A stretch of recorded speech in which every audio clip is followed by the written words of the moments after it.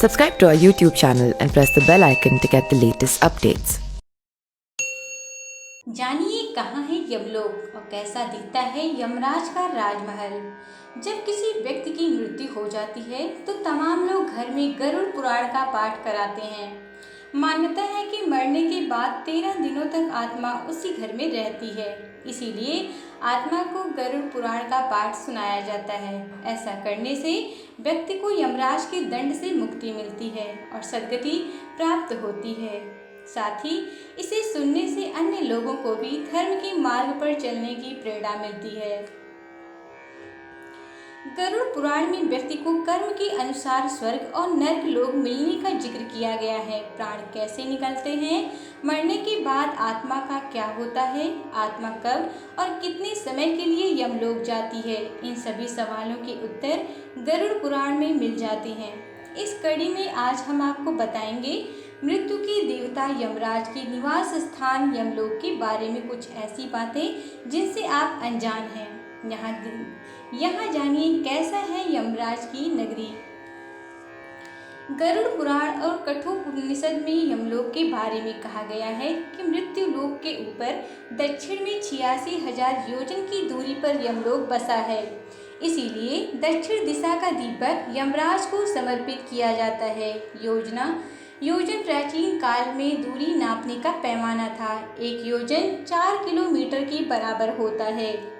यमराज के राजमहल का नाम कालित्री है और वे विचारभू नाम के सिंहासन पर विराजमान होते हैं। यमराज अपने राजमहल में विचारभू नाम के सिंहासन पर बैठते हैं। यमराज के महल में 4 द्वार हैं। कर्मों के हिसाब से अलग अलग द्वार से लोगों का प्रवेश होता है। पापी लोग दक्षिण दिशा से प्रवेश करते हैं। दान पुण्य करने वाले लोगों का प्रवेश पश्चिम द्वार से होता है। सत्यवादी लोग और माता पिता पर गुरुजनों की सेवा करने वाले लोग उत्तर दिशा के द्वार से यमलोक में प्रवेश करते हैं। उत्तर वाले द्वार को स्वर्ग का द्वार माना जाता है। यहाँ गंधर्व और अप्सराएं आत्मा का स्वागत करती हैं। यमराज के सेवकों को यमदूत कहा जाता है। महांड और कालपुरुष इनके 2 रक्षक हैं और वैद्यत्व द्वारपाल हैं। इसके अलावा 2 कुत्ते यमलोक की रक्षा करते हैं। यमलोक में ही चित्रगुप्त का निवास है।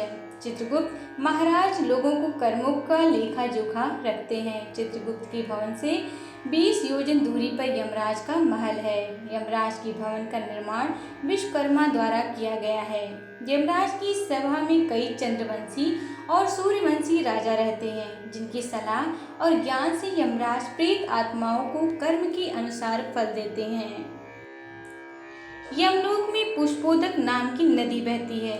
इसके किनारे पर सुंदर छायादार वृक्ष लगे हैं। यमलोक की यात्रा के दौरान आत्मा कई बार इन वृक्षों के नीचे विश्राम करती है।